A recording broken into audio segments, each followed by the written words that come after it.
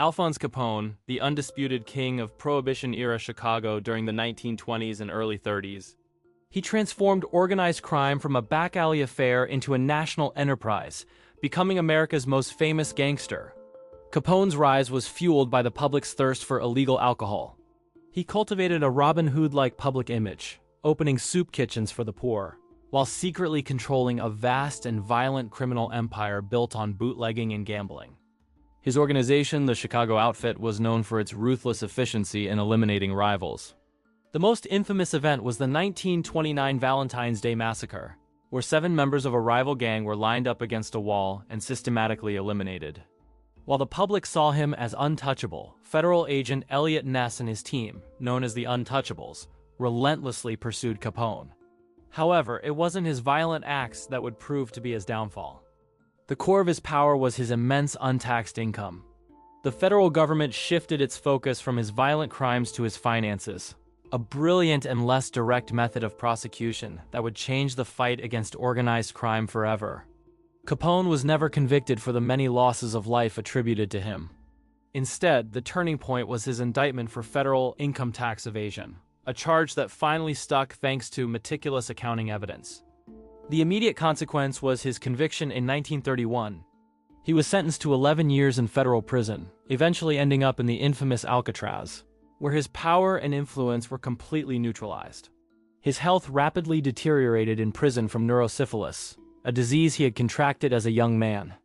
He was released after serving nearly 8 years, a broken man with severe cognitive impairment.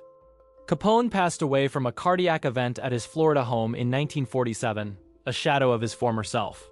His legacy is the creation of the modern, highly organized crime syndicate that treats violence as a business tool. He proved that organized crime could generate a fortune rivaling legitimate corporations and force the U.S. government to invent new methods of fighting it, establishing a blueprint for decades of conflict. Charles "Lucky" Luciano is widely considered the father of modern organized crime in America. Operating in New York City from the 1920s to the 1940s, he was a visionary who restructured the mafia into a smooth and efficient national organization. Luciano rose to power during the Castellamarese War, a bloody turf war between old-school Sicilian bosses. He saw their old-world feuds as bad for business and believed in a more cooperative and corporate structure for the criminal underworld. After orchestrating the losses of life of the 2 leading old-world bosses, Luciano's core act was the abolition of the boss of all bosses title. He instead established the Commission, a board of directors for the mafia. This board was composed of the heads of New York's 5 families and other major bosses from across the country. It was designed to mediate disputes, approve joint ventures, and regulate criminal activities, effectively ending the chaotic gang wars of the past. For years, the Commission allowed the mafia to operate with unprecedented efficiency and secrecy. However, Luciano's high-profile operation of vice rackets drew the attention of ambitious special prosecutor Thomas E. Dewey. The turning point came in 1936 when Dewey successfully prosecuted Luciano, not for his most severe crimes, but for compulsory prostitution, a charge many believed was based on flimsy evidence. He was sentenced to 30 to 50 years in prison. The direct result of his imprisonment was a power vacuum. However, during World War II, the U.S. government secretly enlisted Luciano's help from prison to secure New York's docks from sabotage, using his underworld connections. In exchange for his wartime assistance, his sentence was commuted in 1946. He was not freed, but was instead deported back to Italy, permanently barred from returning to the United States. Luciano continued to exert influence from abroad, attending a summit of American mob bosses in Havana, Cuba, before being forced back to Italy. He passed away from a cardiac event in Naples in 1962. His legacy is the Commission itself, a criminal version of the United Nations that stabilized the American mafia for over half a century, allowing it to become more powerful and profitable than ever before. Carlo Gambino was the antithesis of the flashy gangster. As head of the Gambino crime family from 1957 to 1976, he was a quiet, unassuming, and ruthless strategist who became one of the most powerful and respected bosses in American history. Gambino seized power by orchestrating the 1957 murder of his own boss, the notoriously violent Albert Anastasia. The public knew him as a quiet businessman, but in the underworld, this was a perfectly executed power play. Unlike bosses who focused on high-risk rackets, Gambino's core strategy was to infiltrate legitimate industries. He focused on controlling of construction, trucking, and the garment district, using labor union corruption to build a massive, low-profile empire. Under his leadership, the Gambino family became the most powerful of New York's 5 families.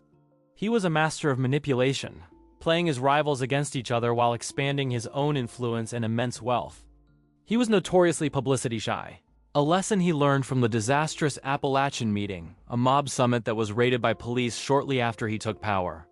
He understood that the secret to a long reign was to stay out of the headlines. For decades, the FBI tried to build a case against him. Despite constant surveillance and numerous attempts to prosecute him for racketeering, Gambino was a master at insulating himself from the criminal acts committed by his soldiers. The pivotal moment in his later years was the rise of more public figures like Joe Colombo, who started the Italian-American Civil Rights League.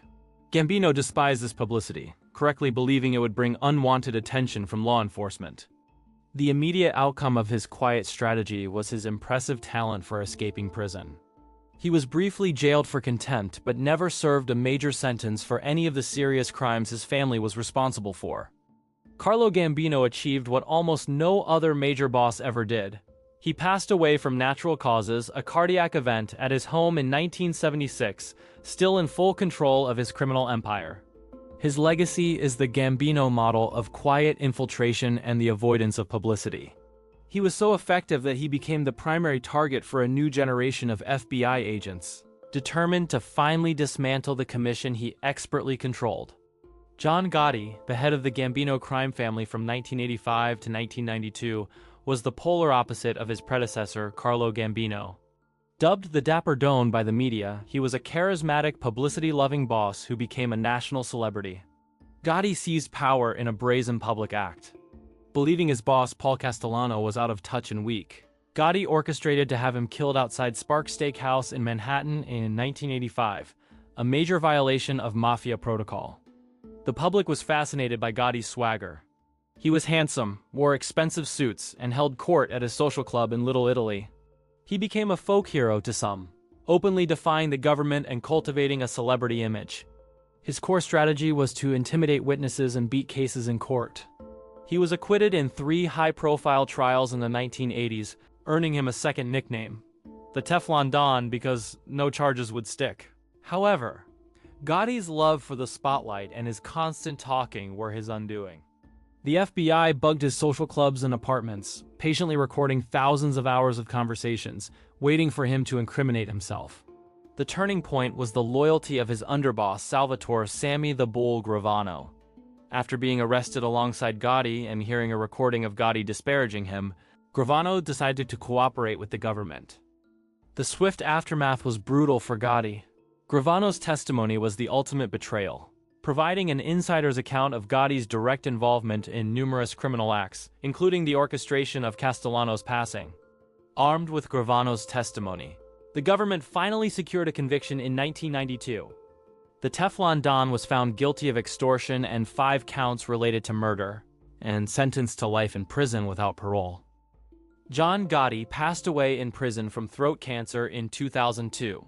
His high-profile reign marked the end of an era for the American mafia, proving that media attention was a fatal liability in the modern age of law enforcement.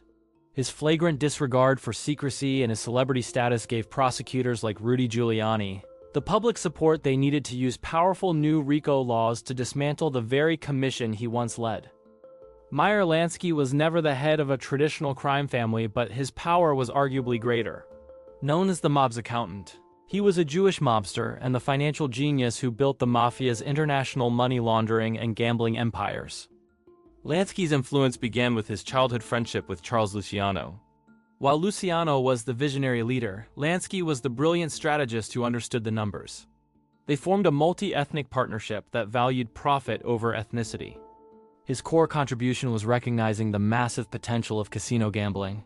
He was instrumental in establishing mob-controlled casinos first in Florida and New Orleans, and later on a massive scale in pre-revolution Havana, Cuba. When the Cuban Revolution forced the mob out, Lansky pivoted and became a key figure in funding and controlling the early development of Las Vegas, using union pension funds to finance the construction of major casinos. Lansky was a pioneer of offshore banking. He created a complex international network of shell corporations and Swiss bank accounts to hide the mob's immense profits from the IRS, making the money virtually untraceable. For decades, Lansky operated in the shadows, his true wealth and influence a subject of legend. The FBI and IRS pursued him relentlessly, but he kept no records and insulated himself from the day-to-day criminal acts. The defining moment occurred in the early 1970s. Facing a looming indictment for tax evasion, Lansky fled to Israel, attempting to gain citizenship under the law of return. It was a high-stakes gamble to avoid American prosecution. The direct result was his refusal of entry by Israel under U.S. government pressure. He was deported back to the United States in 1972 to finally face charges.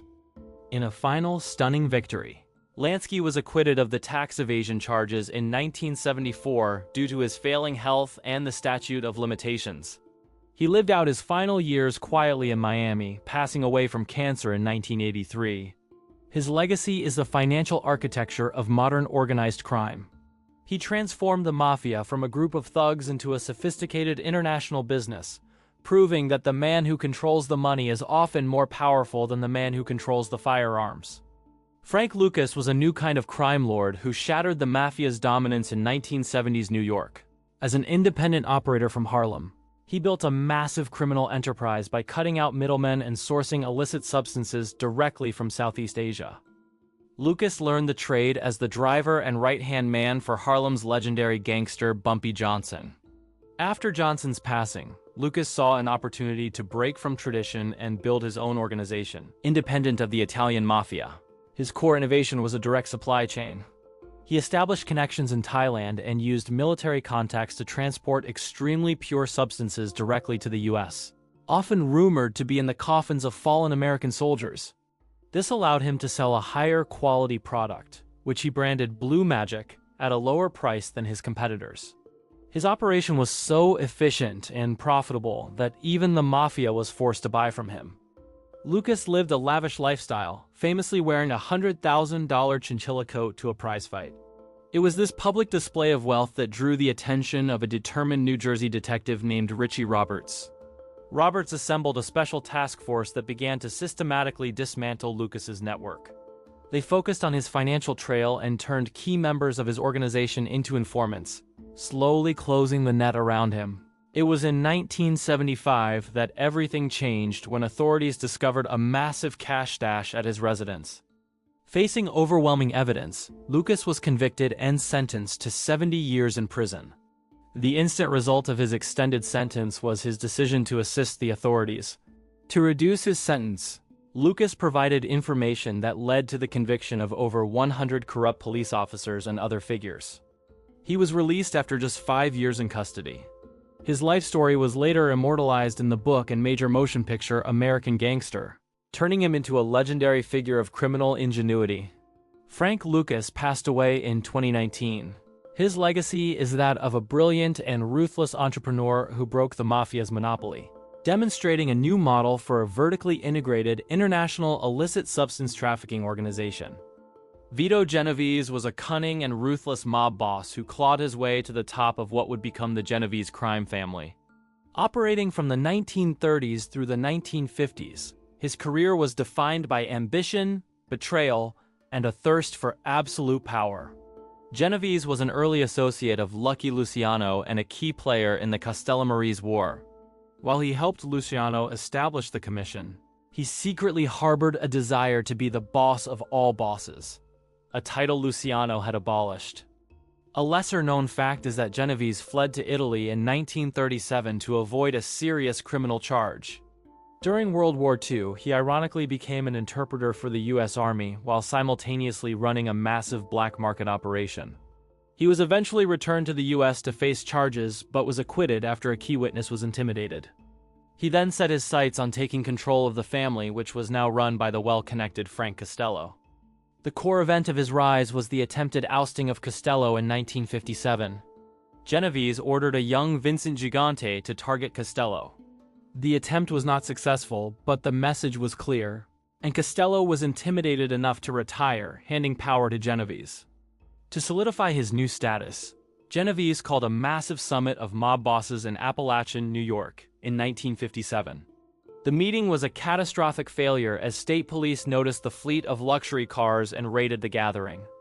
The swift consequence of the Appalachian raid was a public image catastrophe for the mafia. It exposed the existence of the national crime syndicate that the FBI had long denied, bringing unprecedented law enforcement and media scrutiny. The breaking point came when Genevese was convicted on illicit substance charges in 1959, a setup allegedly orchestrated by rival bosses Meyer, Lansky, and Carlo Gambino. In prison, he put a contract on the life of a fellow inmate, Joe Valachi. Fearing for his life, Valachi became the first major mafia member to break the code of silence and testify before Congress, famously exposing the inner workings of Cosa Nostra. Genevese passed away in prison from a cardiac event in 1969. His legacy is a paradoxical one. His ruthless ambition helped him seize power, but his arrogance led to the Appalachian disaster and the Valachi hearings, two events that severely damaged the secrecy and security of the very organization he sought to control. Vincent Gigante, boss of the Genevese crime family from the early 1980s until 2005, was a master of deception. Known as the Oddfather, he maintained his power for decades by pretending to be mentally incompetent to avoid prosecution. Gigante started as a professional boxer before becoming a protege of Vito Genevese. His public perception was shaped early on when he carried out the failed 1957 hit on Frank Costello, a move that nonetheless earned him respect for his loyalty. His core strategy was the Insanity Act.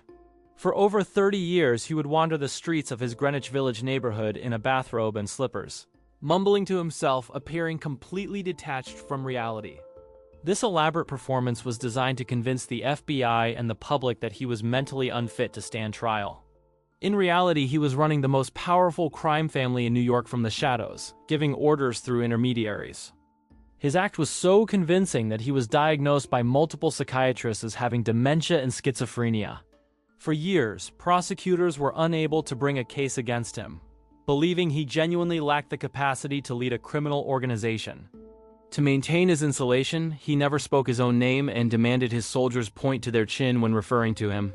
He relayed all his orders through a complex chain of command, often using his own mother as a messenger. The moment the story flipped was in the 1990s when the government, armed with testimony from high-level informants like Sammy Gravano, finally indicted him.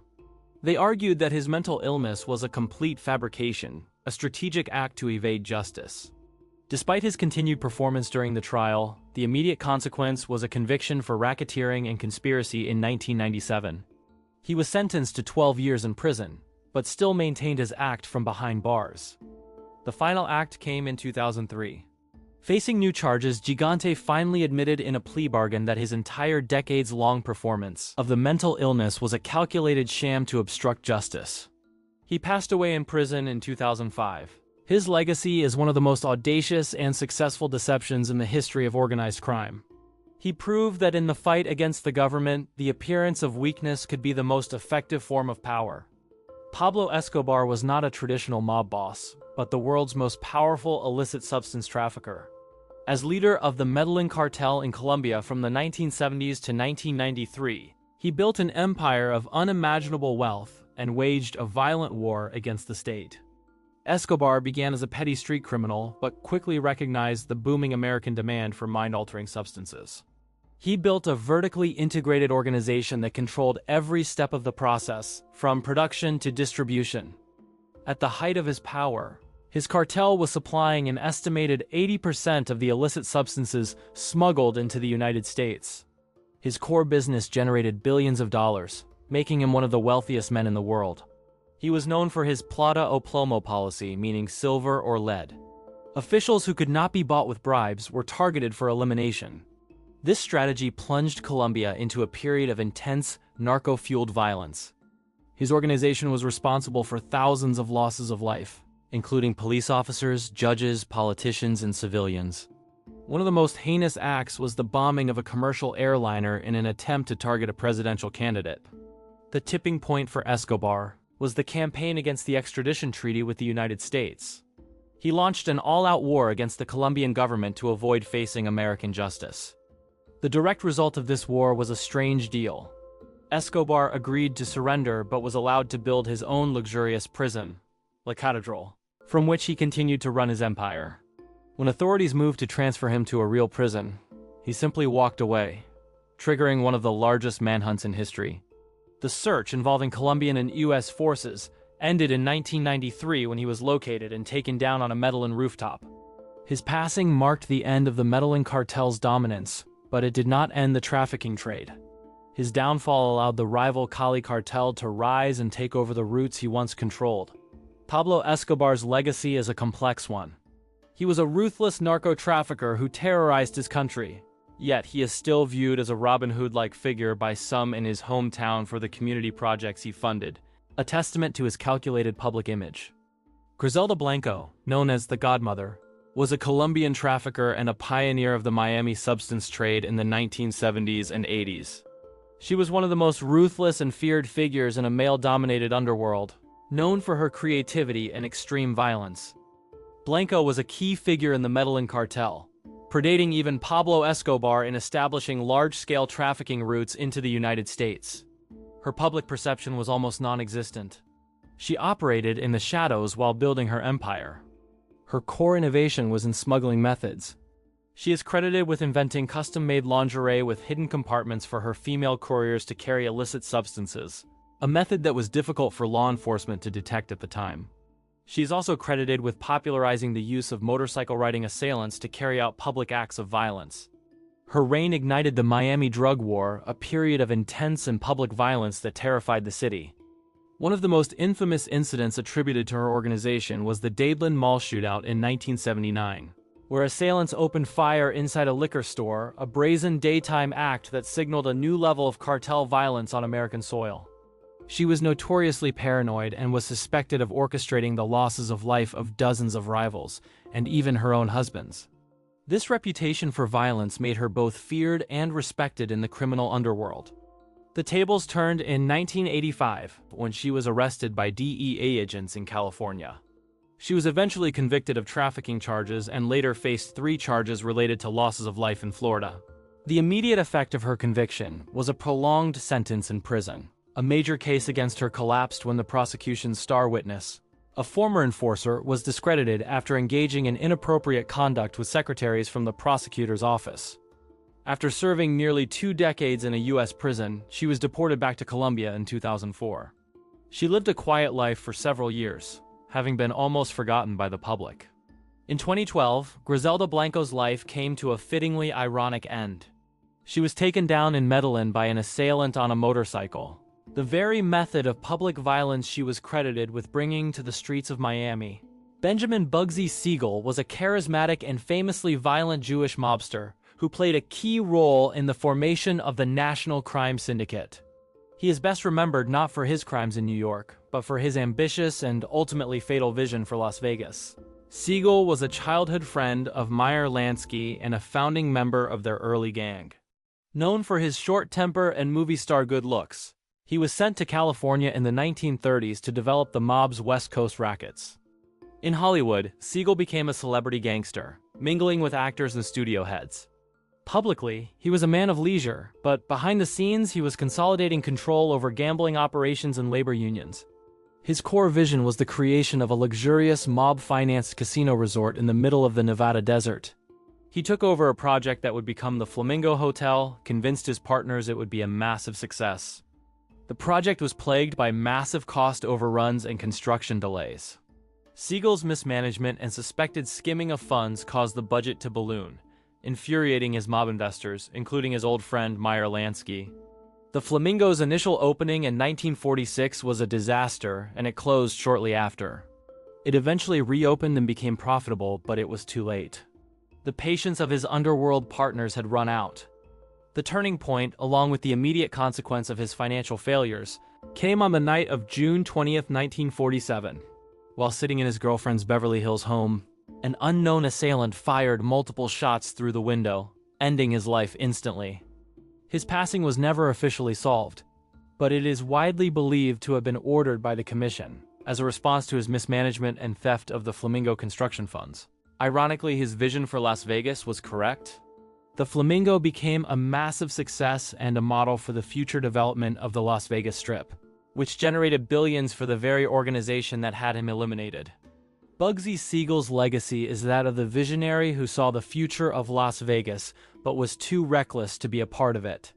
He was a gangster who tried to build a legitimate paradise, only to be brought down by the ruthless business practices of the underworld he helped create. Tony Accardo, known as Joe Batters, was the ultimate survivor. As a key figure and eventual boss of the Chicago outfit from the 1940s until his passing, he was a master of staying out of the spotlight and out of prison. Accardo began his career as an enforcer for Al Capone. His nickname, Joe Batters, allegedly came from Capone himself after Accardo used a baseball bat to eliminate two traitors, a story that became a part of his fearsome reputation. After Capone's imprisonment, Accardo rose through the ranks. His core strategy was to shift the outfit's focus from prostitution and bootlegging into the new, more lucrative rackets like slot machines and vending machines, and expanding operations into Las Vegas. He was a brilliant manager who preferred to rule from behind the scenes. He would often appoint a front boss, like the flamboyant Sam Giancana, to be the public face of the outfit and attract the attention of law enforcement. While Giancana was in the headlines, Accardo lived a quiet suburban life, projecting the image of a semi-retired businessman. This low-profile approach was the key to his longevity and his ability to evade prosecution. Despite being arrested numerous times throughout his life, Accardo spent only a single night in jail. He was a master at insulating himself from the criminal acts carried out by his subordinates, making it impossible for prosecutors to build a case. It all shifted in 1978 when burglars broke into his home. The direct result was a chilling demonstration of underworld power. In the following weeks, every single individual suspected of being involved in the burglary was found to have had their life ended. He was called to testify before government committees numerous times, but he would always invoke his Fifth Amendment right against self-incrimination, refusing to answer any questions about the Chicago outfit or its activities. Tony Accardo passed away from natural causes in 1992 at the age of 86. He was one of the longest-reigning and most successful mob bosses in American history, having never spent a significant amount of time in prison. His mark on history is one of quiet, calculated, and ruthless control. He took the Chicago outfit that Al Capone built and fortified its power for half a century, proving that in organized crime, the boss who stays in the shadows often holds the greatest power. From the back alleys of Chicago to the boardrooms of Las Vegas, this has been a journey through the reigns of the men who built a criminal empire. If you enjoyed the video, don't forget to like and subscribe and leave a comment. Thanks again for watching.